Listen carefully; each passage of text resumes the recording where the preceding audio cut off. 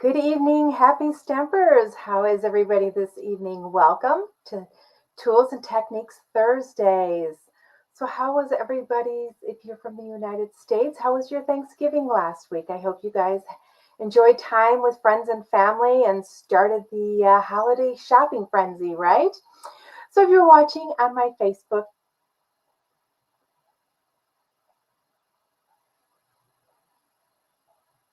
page, I ask you to say hello. Let me know where you're coming from. I think I froze there for a second. Not sure what happened. Um, and make sure you give me thumbs up and hearts. Share this with your friends. They want to learn some tips and tricks when they're stamping also. And if you're watching on my YouTube channel, welcome. Make sure you subscribe so you don't miss out on any videos that I bring on here. And I welcome everybody. And if you're watching on replay, please comment replay so that I know when you watch this.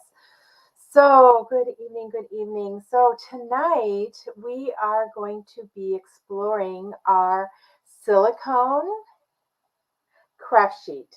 And you guys see me use these all the time, use this all the time. In fact, this one's got glue on it. So you're going to learn some things to do with it. I know many of you have bought this and say, okay, what do I use this for again? I know I bought it because I loved what you showed with it. So I'm going to go through a couple of things this evening and a fun technique in the end. So you're going to want to stay with me tonight. So I'm going to flip the camera around real quick. And oops, sorry here. Flip my camera around real quick here. And we're going to get started, okay? So there we go. So this is our silicone craft sheet. And it measures 6 inches by 6 inches. And I am telling you, it is one of the best buys that you will ever purchase. You are going to be using this all the time, okay? And for those that needed reminding, I'm reminding you tonight why you bought it. So, you can easily assemble embellishments with just putting a pop of glue on this. So you have both your hands free then. So that's what I'm going to do right now. I'm just going to put a pop of glue right on here. And I'm going to let that tack up a little bit. You're going to say embellishments. A lot of the embellishments have glue on them, but I am talking about when you use your punches and your ribbons, etc. So I'm just going to punch a snowman out of basic white. And then we're going to punch a couple arms out. So just a little bit of punching tonight. Have those two there. Then we need to get his little carrot nose, right? I'm going to go ahead and punch out a carrot nose. Let's do it this way. I won't get so much all over. I'm just worried about getting it onto that glue piece or glue dot. So we have his nose and we need to do his hat. Let's get his hat punched out. So when you're assembling either a punch images like I have here, or just adding, pieces together for your cards, this is a great thing to use. So I have a little dot here. And what you could also take your Stampin' Seal and put it on here. But I'm going to tell you, it doesn't stick real well there. So what we're going to do is we're actually going to put it on the paper.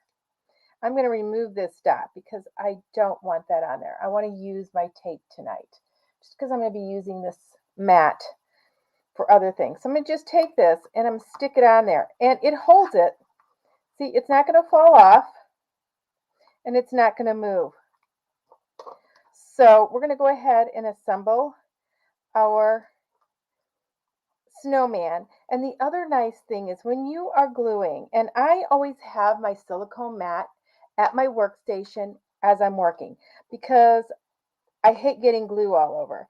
So when you roll this on there, you can see how that bubbles, that kind of rolls up onto the paper. It does not stick to the silicone mat. I showed you that when I put it on to begin with to hold this down and it didn't stick there right. So I am going to now take my arms and my nose, and I'm going to put them on here, because another thing this does is it keeps the glue and adhesive off your workstation. Okay, so you're not going to get that stickiness on your workstation. Just going to put a little bit of glue on there. And once again, our liquid glue I let tack up for just a second. I'm going to take your pick tool, pick that up. This one I'm going to put here. And I'm not going to finish him. The whole idea is to show you that you got two hands free to assemble this guy. I am just going to lift this up just a little bit, just by lifting up the silicone mat, lifting the edge of that paper up, and then putting that under. And I do not have to worry about any glue spilling over onto the mat, because we're going to let that dry. And then when it's dry, we move it. His nose kind of got a little crooked there.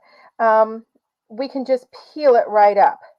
Okay, so all these pieces had glue on them, and they're sticking to the silicone mat. But once they're dry, I'm going to be able to peel it up.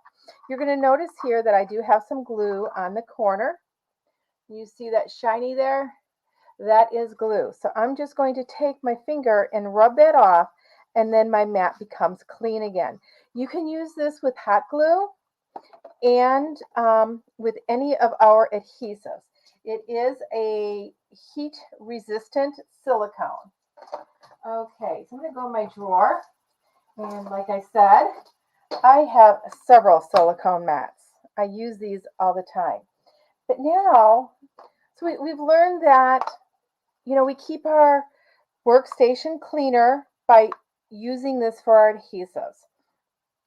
And like I said, I keep a couple of them so that if I'm doing a lot of gluing, and especially with something like this, I could do a couple of them on here and then grab another sheet. And they're very inexpensive. They are $6 in the US. So you can afford to have a couple of them. But now I am going to pull out my Stamparatus, and we are going to use it with the Stamparatus.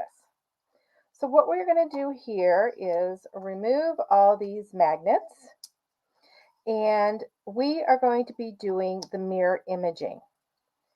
And so let me put these on my stand. Can you hear it is metal, so my magnets stick to it. And for this technique, I am actually going to use the Pampered Pets stamp set. I love using outline stamps. Now, mirror imaging, what that means is this dog is facing to the right. We're going to make one facing to the left. We can also take, a lot of times people will do it, we'll flip it down like he's looking in water and do a water scene down here. So it's like his reflection in the water. So we are going to start here. We're just going to grab him or her, whichever you want to say. And I am going to create a card while we are right here. So I use this for a class. So it says place paper here. We're going to go ahead and place our paper there. So I want to put my image. This is where it is going to stamp onto the square or this rectangle. We're going to go ahead. We're going to move it up a little bit because I want to cut some of this off. So I know I want my image there. So what we're going to do is we're going to remove that. I am going to line up my silicone mat right there. Okay, so I have that lined up there. I'm going to take Memento ink, and this works best with a water-based ink, because when you use StazOn, remember StazOn sticks or inks up on any surface. So you do not want to use StazOn ink when doing this technique. And I know I'm off camera a little bit. Let me see. There we go. So I am just inking up this stamp really, really well. And I'm going to put this on here. And I just noticed that I put it off the side just a little bit. So I'm going to pull it over to that 16th inch line. So I have just a little bit of space there. Okay, I'm going to rub it. Now, I like good dark images. So you don't have to have the Stamparatus for this, but I like dark images. So I like inking this up twice. And I'm grabbing my ink eraser or my dry erase eraser. We have an image there. I'm going to ink up this stamp again. Like I said, I want it good and dark. And a lot of times I do get it good and dark with the first, but I just want to layer some of that on there. Okay, so we have that on there. So what we are going to do, and it went exactly where it should go, we are going to take our cardstock, and this is just the basic white. I'm going to line it up to the top of that edge and place it right down. And I'm going to rub. You could use your fingers to rub. I have been doing some work around the house, and my hands and my wrists and my fingers are a little sore, so this is my little helper tonight. Just going to go ahead and rub that. Wait till you see what happens. Look at that. Oh, I had some red on there. That's okay. I'm going to work with it. I didn't make sure that this was clean before I used it, but we have that facing in the opposite direction, because see, if we were to stamp this right on the paper, it would be facing this way, but now this is the opposite. So we're doing mirrors. So if I put this on here, I'm just going to show you. This is going to go away. Oh, well, you know what? I don't want them that far apart, but maybe I do because I have this in the middle.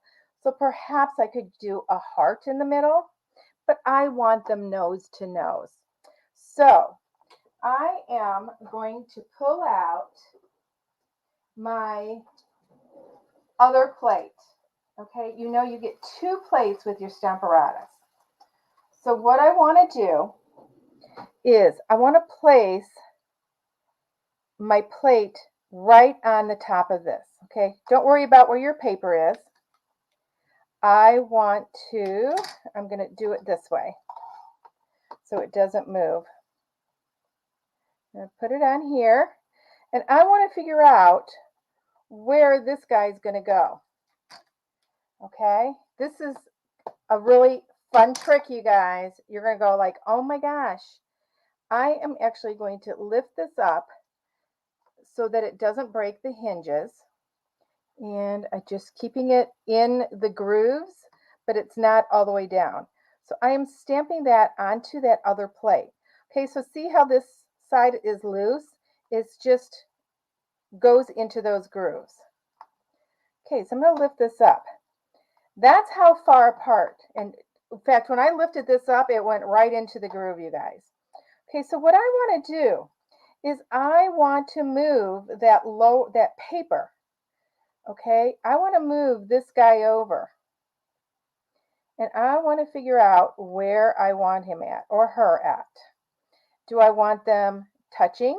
Do I want them open a little bit? I just knew I didn't want them that far apart. So I'm actually going to put them a little bit farther apart than I want to because of that red smudge. So it is going to go right there. I am going to lift this plate up and hold my paper. Okay, and then I'm going to grab my magnet and put my magnet on there. So I have my paper positioned to where I want. Oh, this is really stuck to my stand. Sorry about that. Where that image is going to be. So I'm going to go ahead and ink this up and put him right here and rub them. And because this is going right onto the paper and not onto the silicone mat, then the paper, I'm just doing 1 layer. And look at that. Perfect. Positioned where I want it positioned. I'm going to wipe off my, oops, wrong side, my plate. I am going to move all of this. Let me clean my stamp off real quick. I just have a paper towel here. I didn't wet one of my chamois. So we have this here. So we're going to go ahead and color these guys. And we're going to color one with the gray granite. Yep, I've got the gray granite. And then we're going to do the other one with our crumb cake. We're going to do them a little bit, two different colors. The gray granite is a little bit of a gray brown. So I'm going to go ahead and saturate the paper with the light first, just coloring all this in. And I'm going to leave his belly white because to me he kind of looks like a schnauzer. Now let's get that down here. And a schnauzer has a little bit of white on his face there, you know, his little whiskers, and on his ear. Just going to do that. We're going to go over. Now I saturated that, so I'm using my darker for my shadows. Let's get those shadows in there. And I love it when the artists, you know, kind of tell us where those shadows are by their drawings. Not so much on this one, but you can kind of just do the shadows as you want. And I'm leaving some lighter space there. Okay. And just color this in real quick. Just like that. And let's get the inside of his ears. We need a little bit of pinkish. So Flirty Flamingo is my pink to go. That right there. Now I do want just a little bit on his nose here, and I'm going to flick it out. Got that one. Let's get our basic black. Do their noses. I can do both noses at the same time. And let's grab a green mint macaron. Oh, I'm going to do this one, mint macaron. And I think I'm going to do the other one, Misty Moonlight. Oh, no, I have light Night of Navy. Grab the wrong one. There we go. Now we're going to color the other one a brownish. So let's just go and color. And I'm using the brush tip on this one. This one actually is my crumb cake, and it is just about done. So I'm having to use the brush end. The other one is getting dry. Let's just do some in there, right in here. Okay, we're going to grab the darker and just do those shadows like we did on the other one. Just along the bottom, wherever you want your shadows to be. Here, not much. So, what are you guys thinking about this mirror image? Get this colored in. Doesn't take long to color, actually. I am not real picky. I love to blend in the colors so there's not a direct streak or, you know, between the dark and light. So I use my light just to blend that in. So we've got those. Now I do know I want to trim this down, so let me get my paper trimmer. And we are going to trim this down. And I am going to make it 2.5. Oh, no, I'm going to do it 2 3/4 because we're going to run some ribbon. And it's going to be 4 inches this way. So both their tails are close to each one. So 2 3/4 by 4 inches. I'm going to pull in some mint macaron cardstock. We're going to cut it at 5.5 inches. And I love my paper trimmer for this because I can do my scoring and my cutting at the same time and give that good score line. And we're going to go ahead and fold that in half and burnish that score line.